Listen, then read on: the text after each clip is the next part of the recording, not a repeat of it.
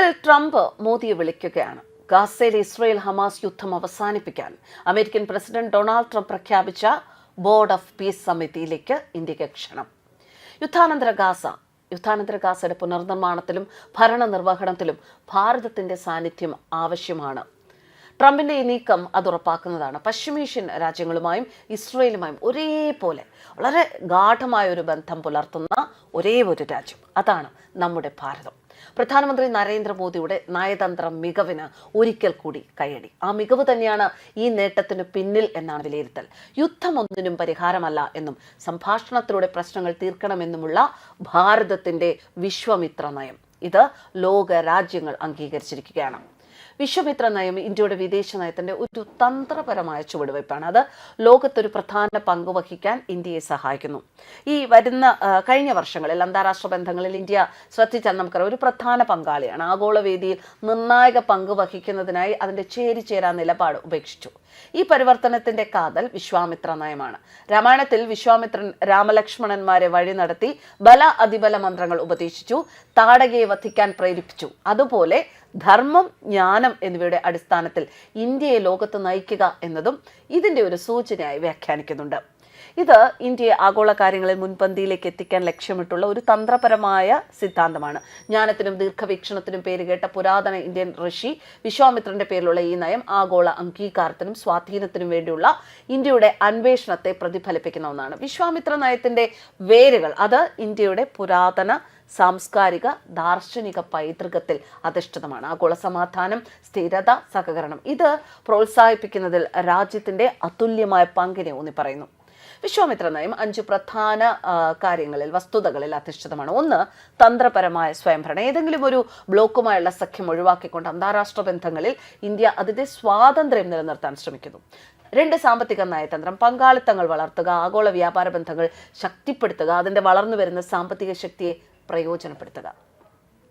ബഹുമുഖ ഇടപെടലാണ് അടുത്തത്. ഐക്യരാഷ്ട്രസഭ, ബ്രിക്സ്, ഷാങ്ഹായ് സഹകരണ സംഘടന, ക്വാഡ് തുടങ്ങിയ അന്താരാഷ്ട്ര സംഘടനകളിൽ ഇന്ത്യക്ക് സജീവ പങ്കാളിത്തമുണ്ട്. പ്രാദേശിക നേതൃത്വത്തെക്കുറിച്ച് പറഞ്ഞാൽ ദക്ഷിണേഷ്യയിലും ഇന്ത്യൻ മഹാസമുദ്ര മേഖലയിലും ഒരു നേതാവ് എന്ന നിലയിൽ ഇന്ത്യയുടെ സ്ഥാനം ഏകീകരിക്കുക. ഇനി സാംസ്കാരിക നയതന്ത്രം. ആഗോളതലത്തിൽ ഇന്ത്യൻ സംസ്കാരം, മൂല്യങ്ങൾ, മൃദുശക്തി എന്നിവ പ്രോത്സാഹിപ്പിക്കുക.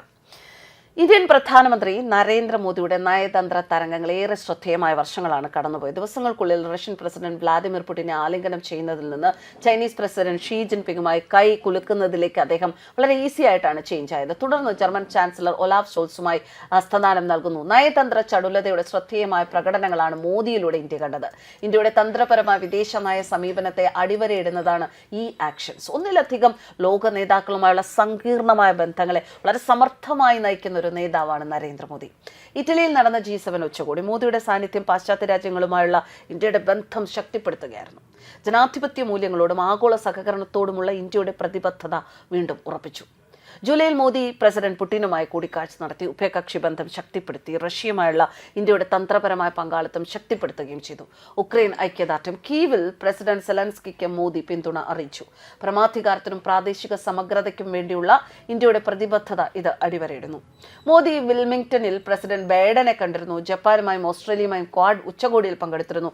സമാന ചിന്താഗതിക്കാരായ ജനാധിപത്യ രാജ്യങ്ങളുമായുള്ള ഇന്ത്യയുടെ ബന്ധം അങ്ങനെ ശക്തിപ്പെടുത്തി. ബ്രിക്സ് ഉച്ചകോടിയിലാണെങ്കിൽ ഗ്രൂപ്പിങ്ങിനോടുള്ള ഇന്ത്യയുടെ പ്രതിബദ്ധത ശക്തിപ്പെടുത്തി. ആഗോള സാമ്പത്തിക സഹകരണം പ്രോത്സാഹിപ്പിച്ചു. അങ്ങനെയാണ് മോദി റഷ്യയിലേക്ക് മടങ്ങുന്നത്. ലോക നേതാക്കൾ ആതിഥേയത്വം വഹിക്കുന്നു. വൈവിധ്യമാർന്ന രാജ്യങ്ങളുമായുള്ള അർത്ഥവത്തായ ബന്ധം വളർത്തിയെടുക്കാനുള്ള ഇന്ത്യയുടെ കഴിവ് പ്രകടമാക്കിക്കൊണ്ട് ജർമ്മൻ ചാൻസലർ ഒലാഫ് ഷോൾസിനെയും സ്പാനിഷ് പ്രസിഡന്റ് പെഡ്രോ സാഞ്ചസിനെയും മോദി ഒരേ മാസം ന്യൂഡൽഹിയിൽ സ്വാഗതം ചെയ്തു. ആഗോള സഹകരണവും തന്ത്രപരവുമായ സ്വയംഭരണം വളർത്തിയെടുക്കുന്നതിനുള്ള ഇന്ത്യയുടെ പ്രതിബദ്ധത തന്നെയാണ് ഈ നിരന്തരമായ നയതന്ത്ര ഇടപെടലിന്റെ വേഗത പ്രകടമാക്കുന്നത്. വ്യത്യസ്തമായ രാജ്യങ്ങളുമായി ഇടപഴകുന്നതിലൂടെ സമാധാനവും സ്ഥിരതയും പ്രോത്സാഹിപ്പിക്കുന്നതിനൊപ്പം പ്രാദേശിക ആശങ്കകൾ പരിഹരിക്കുന്നതിലൂടെയും സങ്കീർണമായ ബന്ധങ്ങൾ ഇന്ത്യ മുന്നോട്ട് കൊണ്ടുപോകുന്നു. ഇന്ത്യയുടെ വിശ്വാമിത്ര നയം രാജ്യത്തിന്റെ ആഗോള ഇടപെടലിനുള്ള ഒരു ധീരമായ കാഴ്ചപ്പാടാണ്. ഇന്ത്യ ഉയർന്നു വരുമ്പോൾ ഈ തന്ത്രപരമായ സിദ്ധാന്തം അതിന്റെ അന്താരാഷ്ട്ര ബന്ധങ്ങൾ രൂപപ്പെടുത്തുന്നതിലും സഹകരണം വളർത്തുന്നതിലും ക്രമസമാധാനം പ്രോത്സാഹിപ്പിക്കുന്നതിലും നിർണായക പങ്കുവഹിക്കും. തന്ത്രപരമായ സ്വയംഭരണത്തിന് നൽകുന്ന നയത്തിന്റെ ഊന്നൽ വൻശക്തികളുടെ മത്സരങ്ങളിൽ കുടുങ്ങിപ്പോകുന്നത് ഒഴിവാക്കിക്കൊണ്ട് ഇന്ത്യക്ക് സ്വാതന്ത്ര്യം നിലനിർത്താൻ സഹായിക്കുന്നു. സാമ്പത്തിക നയതന്ത്രം ഇന്ത്യ ആഗോള വ്യാപാരത്തിൽ ഒരു പ്രധാന കളിക്കാരനായി ഉയർന്നു വരാൻ പ്രാപ്തമാക്കി. ഉഭയകക്ഷി കരാറുകൾ, പങ്കാളിത്തങ്ങൾ സാമ്പത്തിക വളർച്ചയെ പ്രോത്സാഹിപ്പിക്കുന്നുണ്ട്.